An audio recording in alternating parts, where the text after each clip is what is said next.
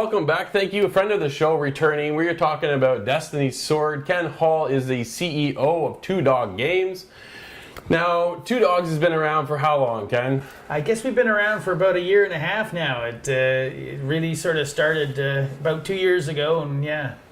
We're talking about Destiny's Sword today, and it's a different take on most games. We're talking about a military spin on would you call it an RTS or kind of a RPG, an MMO? Like, how would you describe your game? Well, it's kind of a neat hybrid. We call it a strategy combat MMO, but it has all those elements in it. It has the real-time action involved. It has the the RPG and the character development. So it's really got all those flavors in there at one game.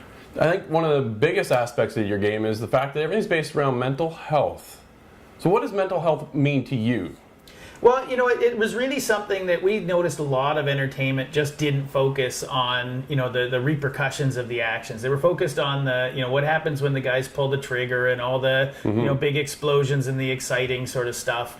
But really, they never looked at what that does to a combatant, like how they make a life in those, environments, how they kind of deal with the stresses of being, under threat all the time and losing their comrades, that kind of thing. So we really wanted to look at some of the longer term impacts of conflict.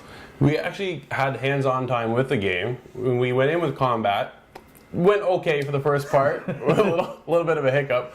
But the dynamic of how we work with our team. So it's a co-op based game, or can you play it solo? I mean, there are modes where you're playing more individually, but predominantly the whole focus of the game is to get you to coordinate with your teammates and to work together as a group to solve problems. So cooperation is a major part of Destiny's Sword. Nice. Where did the concept come from?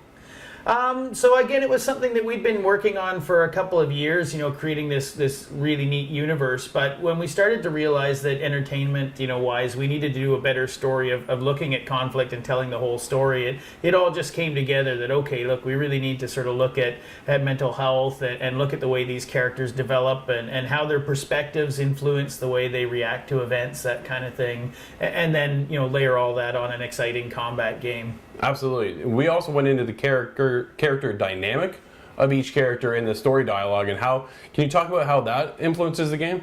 Yeah, so I mean, the way your characters think and feel affects the way they perform on the battlefield, and the things that they experience on the battlefield and the decisions that players make will wind up impacting the way they feel. So that's a whole cyclical relationship, and you really have to get to know each character to understand how they're going to react to different events and how best to help them manage their way through the journey. Nice. Now, you also just recently launched on Steam for a pre-order. Yeah, so we're now up the Steam pages, the store page is up on Steam, so we can add it to our wish list for sure and follow along. I mean, also follow along on the social media and the website. There's a newsletter that we're going to start to be putting out, showing our latest development and actually getting players a chance to get hands-on with some of the prototypes and things like that. So sounds good. Yeah, going to be fun. You also have a comic book that goes with it? We have a comic book that we did very early on, a backstory comic that actually has an augmented reality cover that features one of the characters from the game. Mm-hmm. And what we want to do, part of the Kickstarter campaign that we're going to run will be to sort of create a series of these backstory comics where we feature different characters from the game and give you guys a bit of an exposure into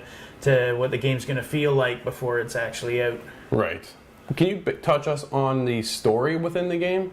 So the story, really what we're looking at is a futuristic universe where there's basically this jump drive technology that allows us to travel, between star systems. Mm-hmm. And that's all driven by a futuristic fuel we call lucidium. And the core planets have exhausted their supply, so they're sort of looking to exploit some of the poorer planets on the fringes.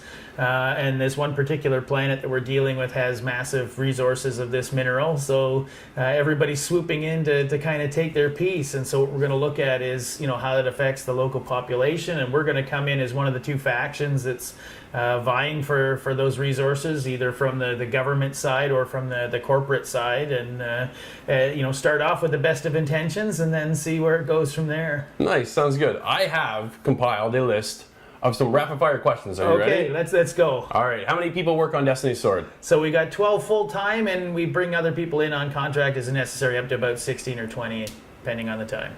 Cream or milk in your coffee? I don't drink coffee. No hot drinks. I'm a water guy. What kind of music do you listen to? I listen to everything. I love all kinds of music. Pop, classical, rock, you name it. You have dogs? I've got 2 dogs. What are their names? Rory and Kayla. Favorite game of all time? Favorite game of all time? Wow. I guess it's probably Metal Gear. Oh, that's okay. Do you believe in aliens? No, I don't. Favorite time of movie? Or favorite type of movie? Science fiction. First section of the newspaper you go to if you're going to read a newspaper. Probably sports. There you go.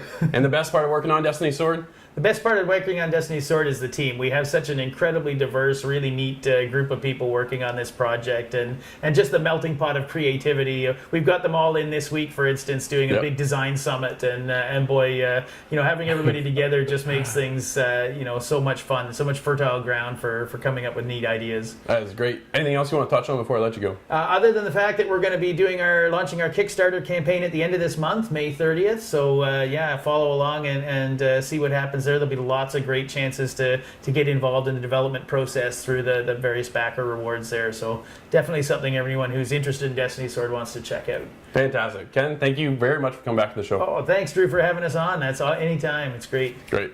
You bet. Thanks.